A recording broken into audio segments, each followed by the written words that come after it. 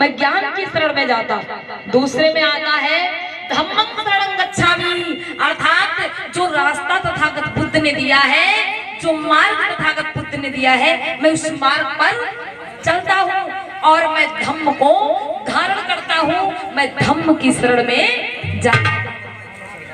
तीसरे में बताया तथागत बुद्ध ने संघं शरणं गच्छामि, अर्थात मैं संघ की शरण में जाता हूँ।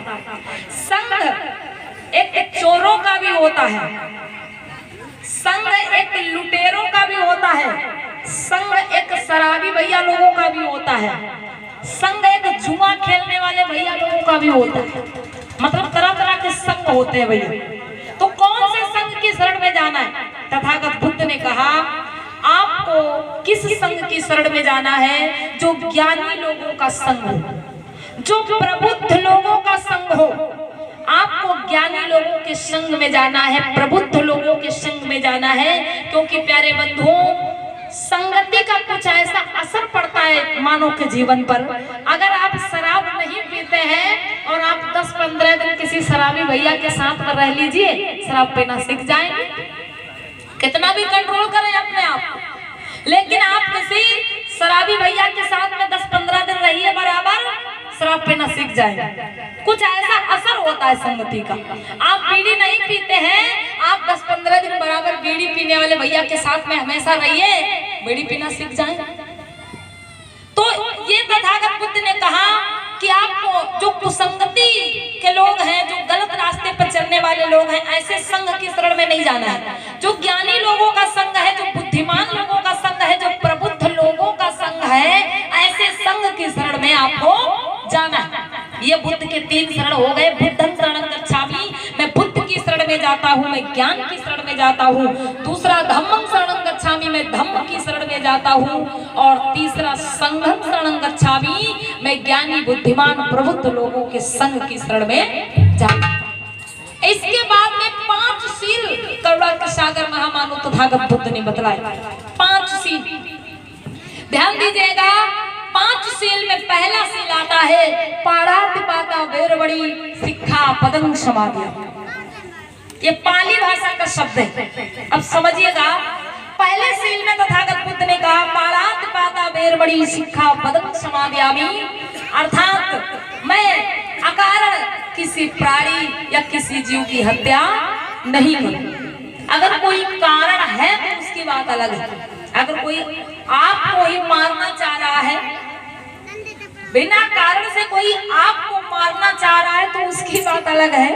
लेकिन बुद्ध ने समझाया कि अकारण, बिना कारण के किसी प्राणी या किसी जीव की हत्या नहीं करेंगे। हम हिंसा से हमेशा दूर रहेंगे। दूसरे सील में तथागत बुद्ध ने बतलाया आदिम निदाना वेरवणि सिक्खा पदं समाधियामि, अर्थात जितना कुछ हमारे पास है हम उसी में संतोष करेंगे, मेहनत करेंगे, परिश्रम करेंगे, लेकिन पराई वस्तु का लालच नहीं करेंगे।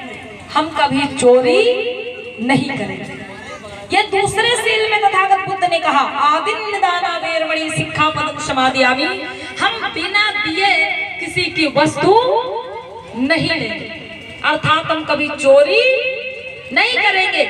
तीसरे सील में तथागत बुद्ध ने समझाया कामेषु मिच्छाचारा वेरवणि सिक्खा पदं समाधियामि, अर्थात इस धरती पर माँ बहन बेटी, दूसरों की माँ बहन बेटी को भी हम अपनी माँ बहन बेटी के समान समझेंगे।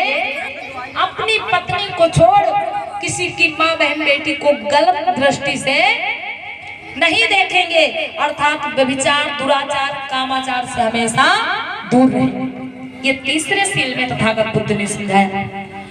चौथे सील में तथागत बुद्ध ने ज्ञान दिया मूसा बादा वेरवणि सिक्खा पदं समाधियामि, अपने मुंह से किसी को ऐसी बात नहीं कहेंगे जिससे उसे दुख हो, कष्ट हो, खेद हो। हम कभी झूठ नहीं बोलेंगे, कभी चुगली नहीं करेंगे और कभी व्यर्थ की बकवास नहीं करेंगे, कभी लड़ाई झगड़ा नहीं करेंगे। ये चौथे सील में तथागत बुद्ध ने शिक्षा दी।